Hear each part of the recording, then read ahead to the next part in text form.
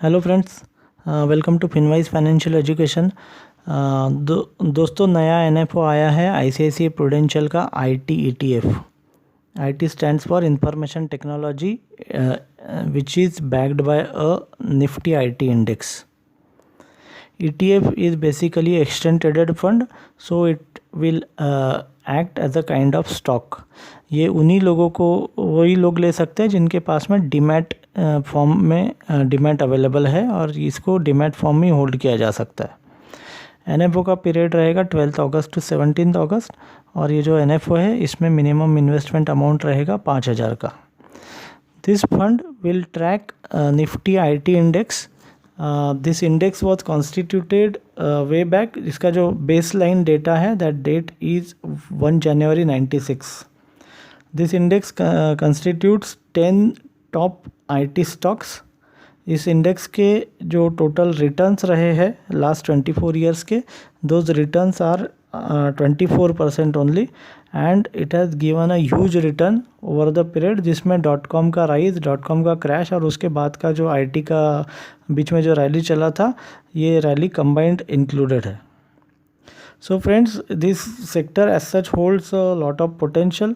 Last 1 year का इसका जो रिटर्न्स है आप देख सकते हैं। Other than health care index, this is one of the index which has given a splendid return in last 1 year because many IT companies are commanding lot of business. और आने वाले पीरियड में जैसे कोरोना का जो active patient count कम होते जाएगा और बिजनेसेस खुलते जाएंगे, so these companies are likely to get even more business. But at the same time हमको ये भी समझना चाहिए, सेक्टोरियल फंड में सारे स्टाइल्स में large, mid, small, dividend deal, MNC सब में सबसे ज़्यादा जोखिम सेक्टोरियल फंड्स में रहता है। तो ये फंड में नए इन्वेस्टर और लो रिस्क एपेटाइट वाले इन्वेस्टर इस फंड से दूर रहे। अगर नए इन्वेस्टर्स को कुछ सेक्टोरियल फंड में एक्सपोजर ही लेना है तो एक स्मॉल अमाउंट का एसआईपी जो एग्जिस्टिंग टेक्नोलॉजी स्टॉक्स है उसमें डाल सकते, टेक्नोलॉजी फंड से ईटीएफ से उसमें डाल सकते हैं।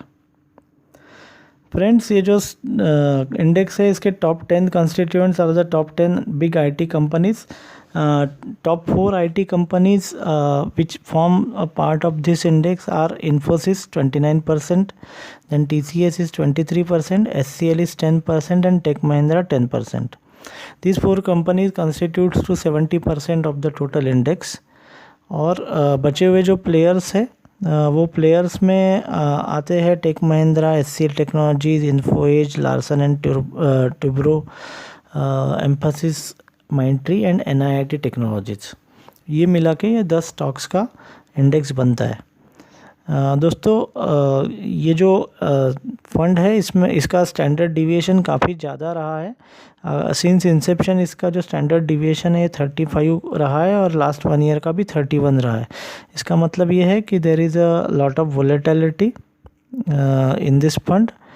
The beta values in conjunction with the Nifty is around 0.77 और निफ्टी से इसका कोरिलेशन 0.77 का कोरिलेशन आता है।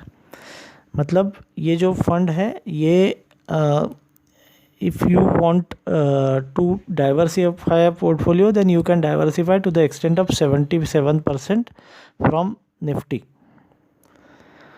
दोस्तों, ये लास्ट 1 ईयर के रिटर्न 15% स्प्लेंडेड रिटर्न रहे और आने वाले पीरियड में IT companies are likely to get as the active patient count goes down and corona situation comes under control, more and more IT companies are going to open up and they are likely to get more business. So the business is likely to grow. Automation and software is likely to continue in more demand. तो ये fund का timeliness काफ़ी अच्छा लगता है। You can make investment in this fund with a horizon of 3 to 5 years or minimum horizon of 3 to 5 years. But at the same time, if there are big peaks, then you should be booking the profit after 1 year so that इसमें आपका जो investment है, gains है, they are locked because after all it is a sectorial fund. So all in all, the timing is good and I would rate this fund as a buy.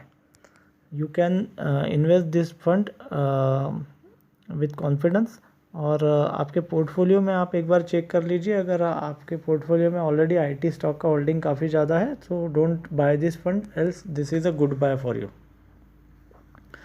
Thank you friends. तो आशा करता हूँ आज का video आपको पसंद आया होगा। अगर अच्छी चीज़ों से आपका मन नहीं भरता और हटके चीज़ें आपको चाहिए तो आप सही चैनल पे आए हो। यदि आपने सब्सक्राइब नहीं किया है तो सब्सक्राइब ज़रूर करिए। थैंक्स।